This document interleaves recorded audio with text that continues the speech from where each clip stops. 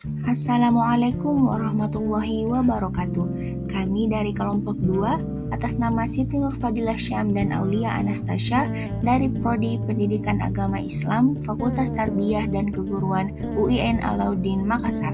Pada kesempatan kali ini, kami akan menjelaskan materi tentang konsep dasar manajemen kelas sebagai pemenuhan tugas dari mata kuliah manajemen kelas yang diampu oleh Ibu dosen Akramun Nisa SS MPDI. Oleh karena itu, mari kita simak videonya. Manajemen kelas. Jadi, manajemen kelas adalah proses khas untuk mengorganisasikan sumber daya kelas berupa siswa, ruang kelas, waktu belajar, dan bahan ajar oleh guru melalui aktivitas akademik dan pembelajaran sosial emosional dengan tujuan menciptakan kondisi proses pembelajaran yang optimal dan efektif.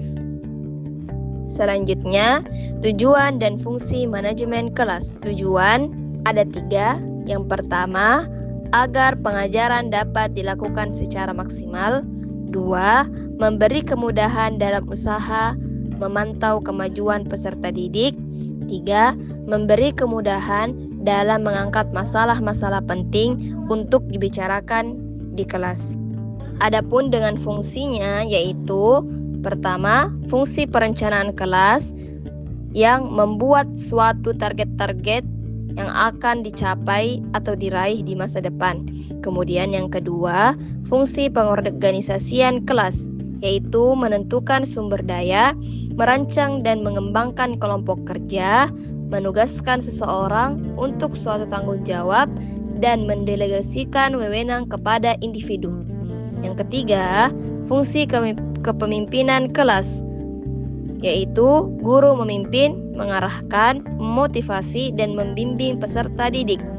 Yang terakhir yaitu fungsi pengendalian kelas, kegiatan memonitori, mencatat, dan evaluasi agar dapat dideteksi apa yang kurang. Dimensi manajemen kelas. Di sini ada 2 dimensi, yaitu dimensi preventif dan dimensi kuratif. Dimensi preventif adalah tindakan pendidik dalam mengatur peserta didik dan peralatan, serta format pembelajaran yang tepat sehingga menumbuhkan kondisi yang menguntungkan bagi berlangsungnya proses pembelajaran yang efektif dan efisien. Kemudian, dimensi kuratif yaitu merupakan tindakan terhadap tingkah laku yang menyimpang yang sudah terlanjur terjadi agar penyimpangan itu tidak berlarut-larut. Dimensi ini adalah usaha bantuan yang diberikan kepada murid selama atau setelah murid mengalami persoalan serius. Selanjutnya yaitu aspek dan prinsip manajemen kelas. Adapun dengan aspek yang perlu dilakukan, di sini ada 6. Yang pertama, mengecek kehadiran siswa. Kedua, mengumpulkan hasil pekerjaan siswa, memeriksa dan menilai hasil pekerjaan tersebut. 3. Pendistribusian bahan dan alat. 4.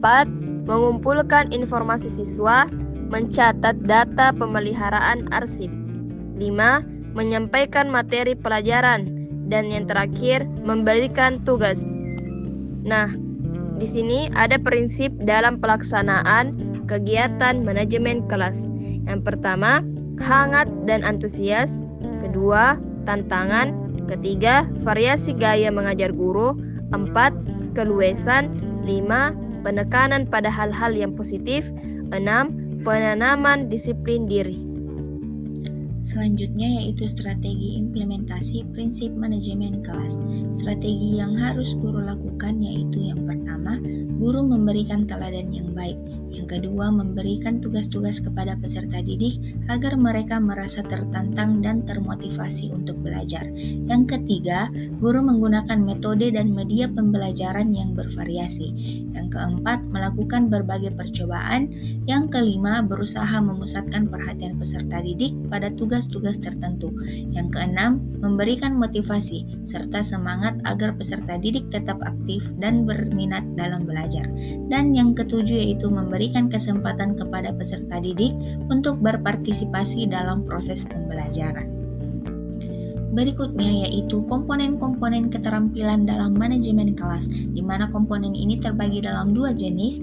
Yang pertama yaitu keterampilan yang berhubungan dengan penciptaan dan pemeliharaan kondisi belajar yang optimal, yaitu memperlihatkan sikap yang tanggap, membagi perhatian secara visual dan verbal, memusatkan perhatian kelompok, memberi petunjuk-petunjuk yang jelas, menegur secara bijaksana, dan memberikan penguatan. Kemudian selanjutnya ada komponen keterampilan yang berhubungan dengan pengendalian kondisi belajar yang optimal atau berkaitan dengan respon guru terhadap gangguan peserta didik yang berkelanjutan, yaitu yang pertama memodifikasi tingkah laku, yang kedua menempuh pendekatan pemecahan masalah secara berkelompok, dan yang ketiga menemukan dan memecahkan tingkah laku yang menimbulkan masalah.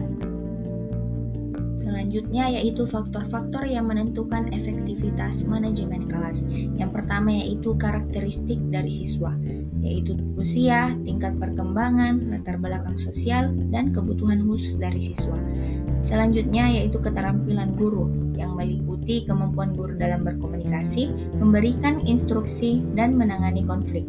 Selanjutnya, kondisi fisik kelas yang meliputi ruangan tempat berlangsungnya proses belajar mengajar, pengaturan tempat duduk, ventilasi, dan lain-lain.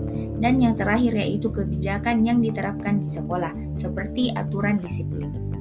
Kemudian yang terakhir yaitu pengaruh manajemen kelas dalam meningkatkan kualitas pembelajaran di kelas, di mana manajemen kelas sangat berpengaruh dalam kualitas pembelajaran di kelas, karena manajemen kelas yang baik menciptakan lingkungan belajar yang nyaman, mendukung fokus siswa, meningkatkan motivasi, kedisiplinan, dan hasil belajar. Nah, suasana kelas yang kondusif juga membantu perkembangan akademik sekaligus karakter siswa. Nah, itulah tadi materi yang sempat kami jelaskan tentang konsep dasar manajemen kelas. Semoga dapat bermanfaat untuk kita semua. Kami ucapkan sekian dan terima kasih. Wassalamualaikum warahmatullahi wabarakatuh.